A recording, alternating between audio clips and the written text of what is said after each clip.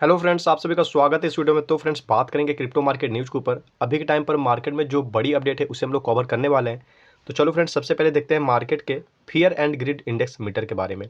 तो फ्रेंड्स, यहाँ पर देखो, आज के दिन ये जो मीटर है 23 पर है और इस रेंज में आप इस मीटर को एक बार नहीं कई दफ़ा देख चुके हो। मार्केट में जो स्टेटस है फियर की अभी भी बरकरार है, मिड रेंज का फियर है। तो चलो फ्रेंड्स, अब अभी के टाइम पर जो करंट सिचुएशन है मार्केट का उसे देखेंगे, उसके बाद से जो न्यूज़ होंगी उसे हम लोग कवर करते चलेंगे।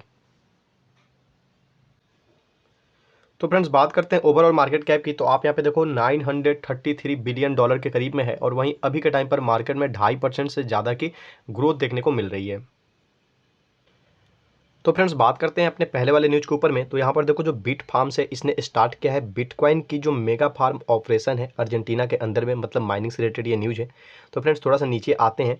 तो यहाँ पर देखो, अब जो डिटेल्स है दी गई है कि जो बिट फार्म से पहले इसके बारे में बताया जा रहा है कि ये एक ग्लोबल बिटकॉइन माइनिंग कंपनी है। अब यहाँ पे इसने क्या किया है, तो अपने ऑपरेशन को शुरू किया है माइनिंग मेगा फार्म करके, जो कि लोकेटेड है आपको अर्जेंटीना में। मतलब एक बड़े पैमाने पे जो माइनिंग की इनके ऑपरेशन है उसको इन्होंने अर्जेंटीना में इस्टेब्लिश किया है। अब यहाँ पे फार्म के बारे में बताया जा रहा है, द फार्म लॉन्च्ड ऑन सितंबर 16 इज करेंटली जनरेटिंग 10 मेगावाट। कि 16 सितंबर को, मतलब अभी इसी वाले 16 सितंबर को ये जो फार्म है आपको लॉन्च किया गया है, मतलब कि इसको इस्टेब्लिश किया गया है और करंटली ये क्या कर रहा है, तो 10 मेगावाट जनरेट कर रहा है। इसकी माइनिंग पावर के बारे में बताया जा रहा है during the first phase and will scale.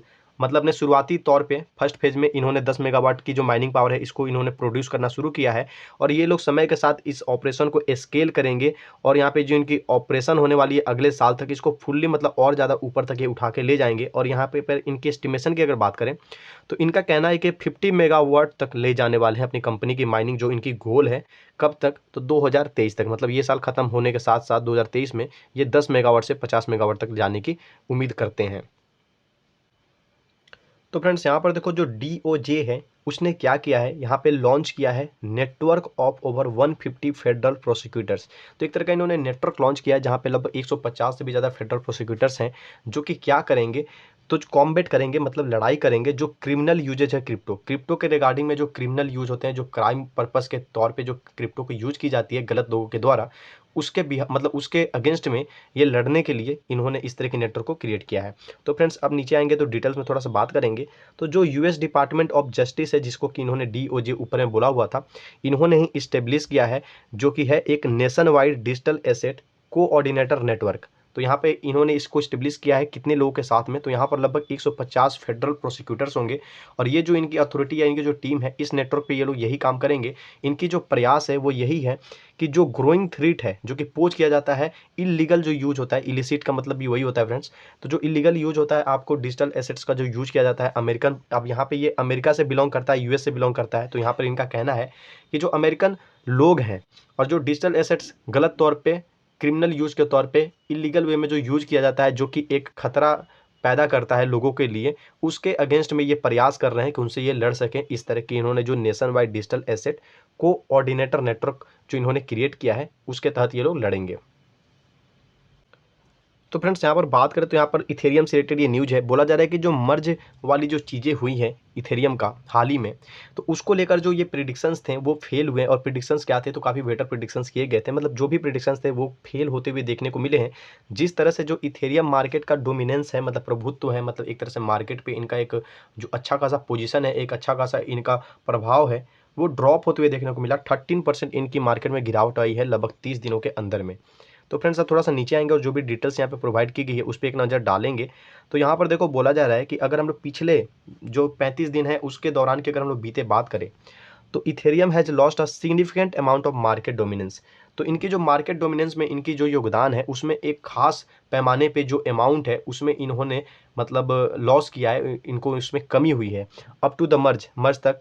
अब यहाँ पे बात किया जा रहा है कि on August 14 2022 the second leading crypto asset by market capitalisation Ethereum had a market dominance. अब यहाँ पे बोला जा रहा है कि अगर अगस्त 14 2022 तक की हम लोग बात करें, उस दिन की डाटा की बात करें, तो ये आपको पता है पूरे टोटल ओवरऑल क्रिप्टो मार्केट की अगर बात करें तो उसमें एक नंबर पे आपको पता है बिटकॉइन है। क्यों बिटकॉइन एक नंबर पे है, क्योंकि मार्केट कैप सबसे ज़्यादा उसका बड़ा है, पूरे 100% मार्केट कैप में उसका अकेले सबसे ज़्यादा योगदान है। उसके बाद अगर कोई है तो वो है आपको मार्केट कैप के अकॉर्डिंग इथेरियम। तो इसने क्या किया, तो इसकी जो डोमिनेंस थी मार्केट में पहले, तो ये देखो 19.5% के अराउंड लगभग में डोमिनेंस थी। लेकिन अब यहाँ पे बोला जा रहा है कि but 3 days after the transition of POS। अब यहाँ पे जो इनका POW से POS में जो ट्रांजिशन हुआ उसके 3 दिन बाद, इनकी जो मर्ज हुई है उसके 3 दिन बाद ये 13% लोअर हो चुका है और इनकी जो डोमिनेंस है वो 19.5% से घट के आ गई है 16.5 बोल सकते हो या फिर 17% के करीब में आप बोल सकते हो। तो आप देख सकते हो कितना अच्छा खासा प्रभाव पड़ा है। बट ये मार्केट है और आपको पता है मार्केट में हर टाइम चीज़ें एक जैसी नहीं रहती है। अभी इसका ये सिचुएशन है, इसका मतलब ये नहीं कि ये दिन पर दिन ऐसे ही होते जाएगा। समय है, फिर से ऐसे भी आपको देखने को ये मिल सकता है। तो फ्रेंड्स यहाँ पर बात करें तो अब देखो ये जो CFTC ये प्रिपेयर कर रहा है, तैयारी कर रहा है स्टेप अप आगे आने को लेकर, और किस तौर पे ये आगे आने की बात कर रहा है। तो क्रिप्टो मार्केट को ओवरसाइट करने के लिए, उस पर नज़र बनाए रखने के लिए, देखभाल करने के लिए, जैसा कि इन्होंने कहा says many digital assets are commodities, और यहाँ पे कहा गया कि जो मेनी बहुत सारे ऐसे डिजिटल एसेट्स हैं जो कि क्या हैं, तो कमोडिटीज हैं। तो फ्रेंड्स यहाँ पे इन्होंने कमोडिटीज का मतलब एक तरह से इनको पोजीशन दिया। तो थोड़ा सा नीचे आते हैं तो यहाँ पर देखो CFTC का यहाँ पे फुल फॉर्म आपको देखने को मिल रहा है इस पिक्चर में, जो कि है कमोडिटी फ्यूचर्स ट्रेडिंग, और यहाँ पे कमीशंस, जो कि 1975 मतलब उस टाइम से शायद स्टेब्लिश हुआ है, उस टाइम से ये चल रहा है। तब थोड़ा सा नीचे आएंगे और डिटेल में बात करेंगे। तो यहाँ पर देखो कमोडिटी फ्यूचर्स ट्रेडिंग कमीशन जो CFTC है, इसने शेयर किया है with Congress it's plan, Congress के साथ में इसने अपने प्लान को शेयर किया है। किस चीज़ को लेकर, तो क्रिप्टो मार्केट को रेगुलेट करने को लेकर अपनी जो इनकी प्लानिंग है उसके ऊपर इन्होंने बातें कही है with full over site capabilities. तो इन्होंने क्या बोला, तो इन्होंने कांग्रेस के साथ में अपना प्लान पहले तो साझा किया है, और वो प्लान में क्या चीज़ें हैं, तो क्रिप्टो मार्केट को किस तरह से रेगुलेट कर सकते हैं, पूरी योग्यता के साथ पूरी उस पर नज़र बनाए रखेंगे। मतलब इनका जो रेगुलेशन प्लान है वो कुछ इस तरह से है कि वो ये क्रिप्टो मार्केट को रेगुलेट भी कर देंगे, और साथ ही साथ क्या करेंगे, तो क्रिप्टो मार्केट पे पूरी तरह से नज़र बनाए रखेंगे। ये इनका कहना है। If the proposed digital commodities consumer protection act becomes law, अगर इनका जो इन्होंने जो प्रपोज्ड किया है, मतलब अपना जो प्रपोजल लाया है वो है digital commodities consumer protection act, अगर ये लॉ बन जाता है तो यही चीज़ें होंगी। जैसा कि इन्होंने बोला है कि इनको जो रेगुलेट करना है क्रिप्टो मार्केट को, उस पर ये पूरी तरह से अपनी पूरी क्षमता के साथ में उस पर नज़र बनाए रखेंगे।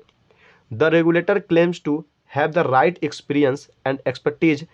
अब यहाँ पे जो रेगुलेटर हैं उन्होंने ऐसा दावा किया कि उनके पास पूरी तरह से एक अच्छा खासा अनुभव है, और यहाँ पे उनका जो मानना है, विश्वास है कि मैनी मतलब बहुत सारे जो डिजिटल एसेट्स हैं वो क्या करते हैं, तो कमोडिटीज़ की लक्षण को इंडिकेट करते हैं, मतलब एक तरह से वो कमोडिटीज़ की तरफ इशारा करते हैं। मीनवाइल जो सेक के चेयरमैन गैरी जेंसलर हैं, उन्होंने भी यहाँ पे बातें मतलब एक तरह से इंडिकेट करते हुए कहा कि जो मेजोरिटी ऑफ क्रिप्टो टोकन्स है वो क्या है, सिक्योरिटीज़ हैं। तो वहाँ पे उन्होंने बोला कि जो मेजोरिटी ऑफ क्रिप्टो टोकन्स है वो सिक्योरिटीज़ हैं। उसी तौर पे सिमिलर वे में अगर देखो तो यहाँ पर इन्होंने बोला कि जो बहुत सारे डिजिटल एसेट्स हैं वो क्या है, तो कमोडिटीज़ हैं। तो फ्रेंड्स चलो अब हम लोग बढ़ेंगे अगले न्यूज़ के लिए। और यहाँ पे जो कमोडिटीज़ को लेकर अगर आपको थोड़ा सा डाउट हुआ है तो आप जाके गूगल पर सर्च कर लेना, ये सब शेयर मार्केट का टर्म है, आप समझ जाओगे कमोडिटीज़ क्या होता है। तो फ्रेंड्स यहाँ पर देखो जो लूना फाउंडर हैं डू केवोन, यहाँ पर बोला जा रहा है कि ये आपको सिंगापुर में नहीं है। किसने कहा, तो पुलिस ने कहा।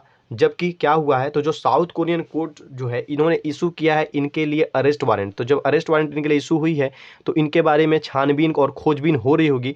तो यहाँ पर सिंगापुर से खबर निकल कर आई कि भाई जो लूना फाउंडर डू केवन है वो सिंगापुर में नहीं है, और पुलिस ने इस बात को यहाँ पे मतलब कहा है। तो फ्रेंड्स अब थोड़ा सा नीचे आएंगे तो यहाँ पर अब बात करेंगे थोड़ी सी डिटेल्स के बारे में। तो जैसा कि आपको पता है टेराफॉर्म लैब्स मतलब लूना के जो ऑनर हैं डू केवन, अब यहाँ पे बोला गया कि सिंगापुर में नहीं है। लोकल पुलिस ने ये खबर जो है बताई है, जो कि एक्यूज्ड हैं फ्रॉड। किस चीज़ के बारे में इनको एक्यूज किया गया है, तो जो क्रिप्टो करेंसी लूना और टेरा यूएसडी जो स्टेबल कॉइन था, ये दोनों के ही एक तरह से ये ऑनर थे, एक तरह से आप फाउंडर बोल सकते हो।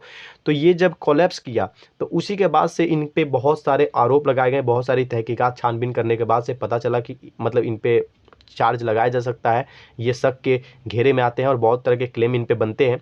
तो उसके बाद से ये फ्रॉड इनको घोषित किया गया है, जैसे कि कोरिया की तरफ से भी। अब कोरिया की तरफ से देखो, अभी हाल फिलहाल में 2-3 दिन पहले ही न्यूज आई थी कि इनको कोरिया की तरफ से क्या किया गया, कोरिया में भी आपको साउथ कोरिया की तरफ से इनको वांटेड घोषित किया गया है और इनके ऊपर वारंट निकाल दिया गया है। और वारंट कौन सा है, तो अरेस्ट वारंट निकाला है। तो यहाँ पर देखो जैसे कि कोर्ट ने इशू किया, साउथ कोरिया के कोर्ट ने एक अरेस्ट वारंट को लेकर इनके खिलाफ, उसके बाद से अब इनके ऊपर में जो छानबीन वगैरह जो है वो शुरू हो चुकी है। और यहाँ पे अभी शायद ये कहाँ पर है, ये लोकेशन अभी शायद किसी को पता नहीं है। तो फ्रेंड्स बात करते हैं इस अपडेट के ऊपर। तो यहाँ पर देखो जो रिपोर्ट है इस तरह से निकल कर आती है कि जो क्यूबेक्स के जो मोहॉक काउंसिल ऑफ कहनावेक है, थोड़ा सा अजीब सा प्रोनाउंसिएशन है, मुझे भी नहीं पता है कि इसको एक्चुअल में क्या बोलेंगे, तो चलो इसे बस समझते हैं।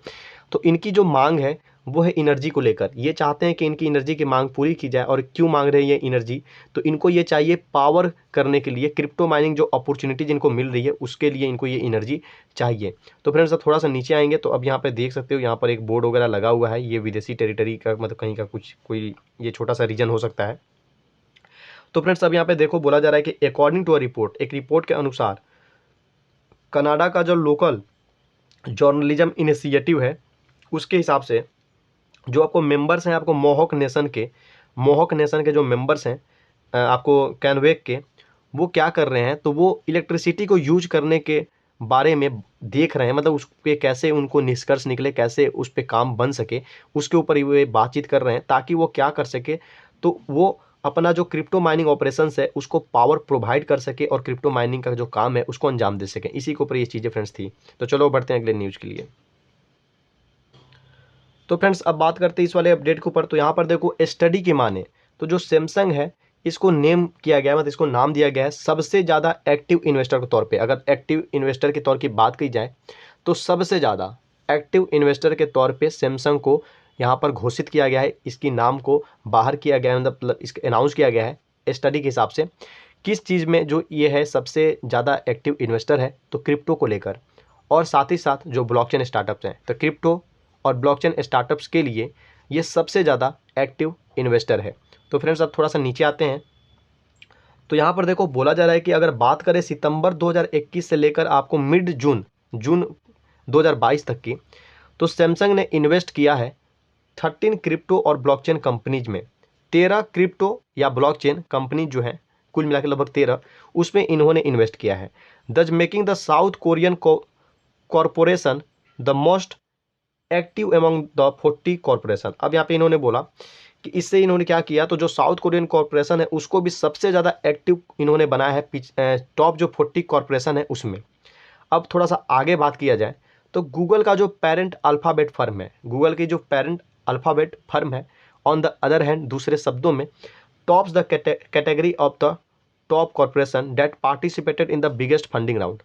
अब यहाँ पे जो 40 कॉरपोरेशंस थे जिसमें से कि साउथ कोरियन कॉरपोरेशन जो है सबसे ज़्यादा एक्टिव कॉरपोरेशन में से एक था, उसी में जो टॉप नंबर पे था, मतलब एक नंबर का जो स्थान आया है, जो फंडिंग राउंड में जो सबसे बिगेस्ट पार्टिसिपेशंस के तौर पे उभर के आया, वो आपको था गूगल का जो पेरेंट कंपनी है अल्फ़ाबेट फर्म वो है। और इसको नाम किस लिए दिया गया है, तो इसको नाम दिया गया है सैमसंग को कि सबसे ज़्यादा ये एक्टिव इन्वेस्टर है, मतलब सबसे ज़्यादा इन्वेस्टिंग कर रहा है ये क्रिप्टो में और ब्लॉकचेन के जो स्टार्टअप्स हैं, ब्लॉकचेन और क्रिप्टो की जो कंपनीज है, सबसे ज़्यादा एक्टिव रहा है 2021 सितंबर से लेकर और आपको जून 2022 तक, मतलब बीते आपको 9 से 10 महीना के अंदर में।